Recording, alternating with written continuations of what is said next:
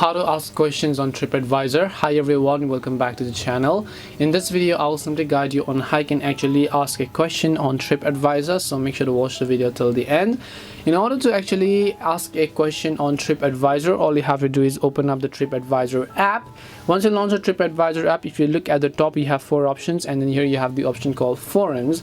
All you have to do is just tap on the forums tab over here. Once you come to this page, all you have to do is just tap on the forums home button, and then you'll see this type of interface where you need to scroll down, select any of the topics, right? So it could be any topics, and then when you browse to any of the topics, you'll most likely find the option called ask a question, which is at the very top of the screen right over here. So when you tap on ask a question, you'll be able to add your own question to the list, such as the subject and the message, and then tap on submit. And that is it on how you can actually ask a question on Tripadvisor. We hope the video was helpful.